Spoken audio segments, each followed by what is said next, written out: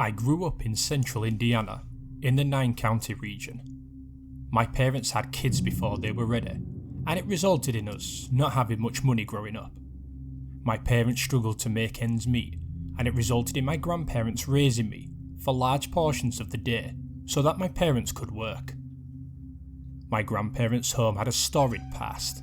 It was built in the mid-1800s, prior to the onset of the Civil War. Supposedly, the first owner was a stop on the Underground Railroad, and this resulted in the house having false walls that opened up to small enclosed areas. It was bizarre, and my friends thought it was the coolest thing to have these tiny passages throughout the house. My father actually grew up in the place too. It was a 2-story, single-family dwelling with an attic and a basement. Growing up, my father and grandfather would crack jokes about Mr. Cooper. I didn't know anyone by that name, and when asked, my father would always say that the guy was just the previous owner of the home. I didn't think much of it at the time. I just knew that my father wasn't overly fond of the second floor of the home and wouldn't take anything upstairs to the second floor unless the sun was out. Again, I was a child and thought nothing of this, as I only stayed on the first floor anyway. My grandparents died when I was a child and left the home to my father because of his financial issues at the time. There were 3 bedrooms at the top of the stairs, with a staircase leading down to the first level. My brother and I were forced to share one of these rooms because the middle bedroom had been converted into a junk room over time by my grandparents. They were born prior to the onset of the Great Depression and rationing in World War II. As a result, they kept everything and just stored it in this one room. The door was hard to open because of the amount of junk in there, and it was stacked so densely that there wasn't really anywhere to walk. If you've ever seen an episode of Hoarders, that one room looked like that, just without the dead animals and decaying food. My sister had the 3rd bedroom to herself, which we'll refer to as the blue room, because the walls were painted blue. My grandmother seemed to dread that particular room, but I thought nothing of it at the time. My bedroom and the blue room were the locations of the only 2 false walls I knew about. Both of the closets had a wall that required a minimal amount of force to expose a smaller closet on the other side. Because my grandmother died when I was a child, I never thought to ask why she hated that room. I know why she hated it now. It only took a year to find out. On Christmas Eve in 2001, I was sleeping in the blue room with my brother and sister. The house predated central heating and cooling. Instead, the house had a fireplace that heated the entire house through a network of pipes that fed the smoke through a couple of chimneys. We also depended on window-mounted air conditioners to cool the house in each room. These were the same units my grandparents bought with analog dials to set temperature that made a click sound every time you turned it. As such, we tended to congregate into whichever room was cooler or hotter to sleep in. On that night, I was woken up by the bedroom door opening slightly. We had pets, so my assumption was that one of the animals wanted to warm up too. As he attempted to go to sleep, I heard the air conditioner come on and the clicking of the temperature dials. I sat up to look over at the machine and saw nothing there, just the dials turning back and forth. I yelled for my sister to get up, and the dials suddenly stopped turning. At that moment, the door just shut the rest of the way on its own. My brother was still sound asleep, but my sister and I sat there terrified. We had to yell for our parents to turn on the stairway light, which was on the other side of that door, before either of us would leave. Needless to say, I never slept in that room again. Flash forward a couple of years to somewhere in 2003 or 04. My dad worked his tail off to get a high-paying position that results in us doing some renovations to the house, including my bedroom. In that time, the only unusual activity I had ever heard was footsteps upstairs, once in a while during the night, and periods where I felt like I was being watched, or wasn't alone, despite knowing that no one else was there. Because of the renovations, the curtain rods had not yet been installed on my bedroom windows. The only bedroom windows that I had faced a county road that ran just in front of the house. This resulted in any car going by having its headlights flood my bedroom with light. It was late that night, and I woke up to a scratching sound coming from the wall behind my bed. The sound was so loud that my brother woke up too. This wasn't especially odd, as we had some vermin get into the walls during the renovations, and were still in the process of getting them out. However, it didn't stop at scratching. What was scratching turned into what sounded like finger tapping on the wall, and then full, blown knocking. To this day, I believe those sounds came from that hidden room. My brother and I shot up out of bed as soon as we heard that knocking and were grabbing our stuff to leave. At that moment, I immediately got that feeling that we weren't alone again. A passing car suddenly filled the room with light.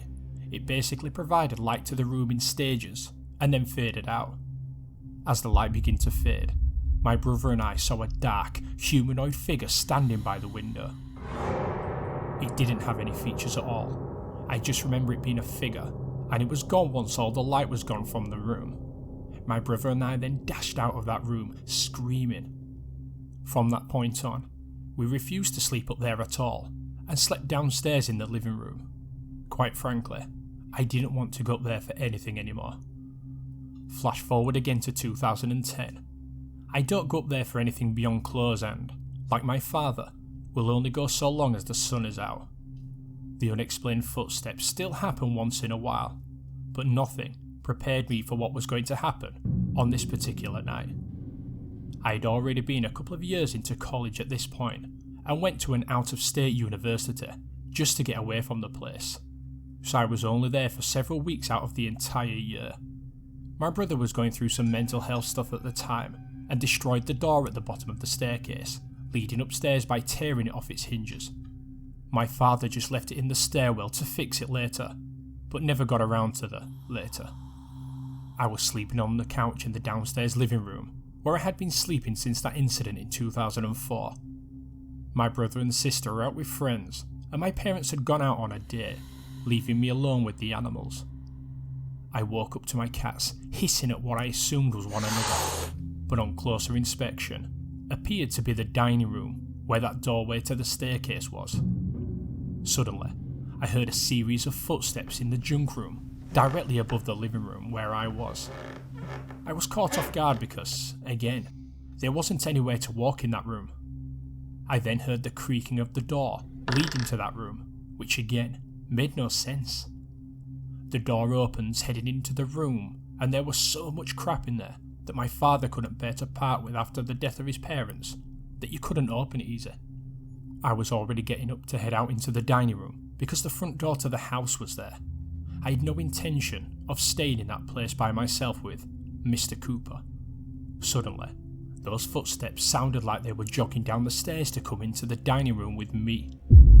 As they got louder, I realised they were getting closer to the ground level, and I made a beeline for the front door. Just as I was leaving, I heard the sound of a crash as the broken door flew across the room into a cabinet that smashed one of its glass walls. The footsteps were so loud I could hear them darting back up the stairs. I drove away from the area to a department store a few miles away and told my parents to meet me there. I refused to ever be in that home again. Thankfully, once I got back to college, my parents informed me that my father had a new job across the country and I wouldn't have to go back. I don't know what Mr. Cooper is, but the house was ultimately torn down. We couldn't sell it because nobody wanted it. The person who ultimately bought it wanted it exclusively for the land and not the structures on it. It was to their benefit. I couldn't imagine putting anyone else through what I saw, and I don't know if my parents would have been forthright over it out of fear it would scare the buyers away. In any case, I'd say that Mr. Cooper got what he wanted because we all left, but he's homeless now.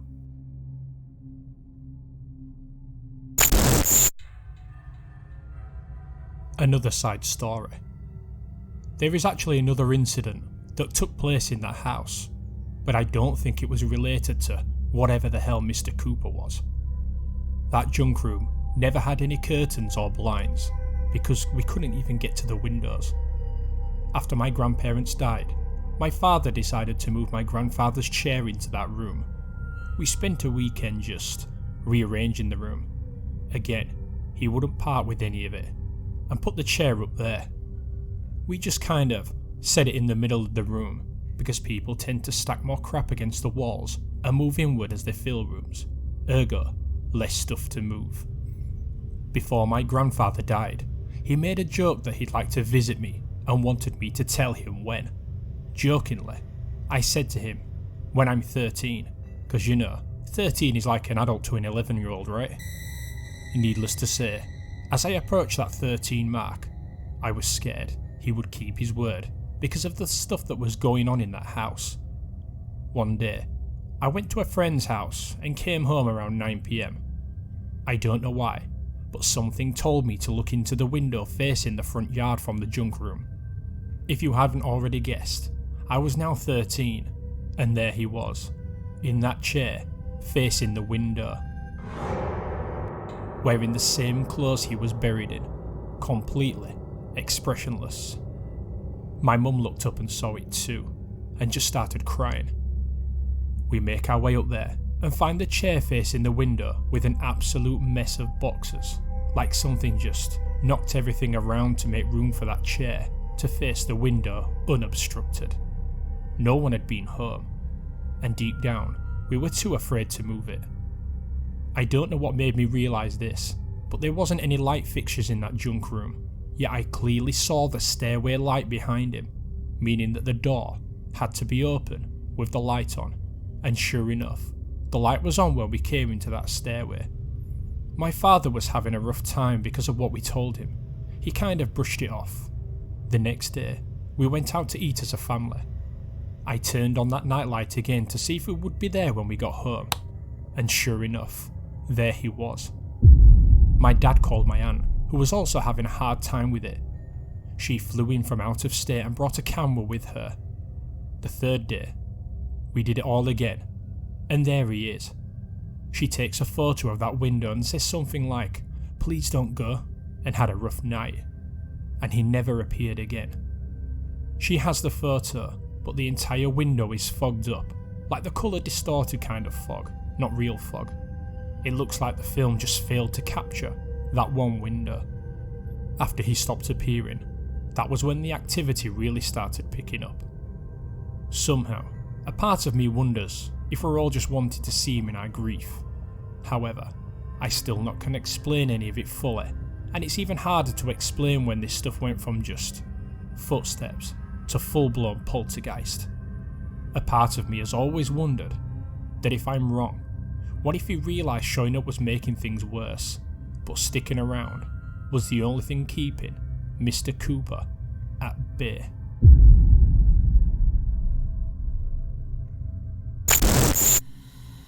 The following was submitted by the sister of the original story writer, and this too happened around the same time in the same house. I don't usually talk about the experiences my family went through in that house, mostly because some of the experiences just sound too cliche to believe, but I'll share what I can and let you decide for yourselves. One of the biggest things I can remember from that house was when we were young children and my grandparents were still the owners. In the blue room, there was a clock radio, old enough that it didn't have any buttons, just a sliding back and forth switch.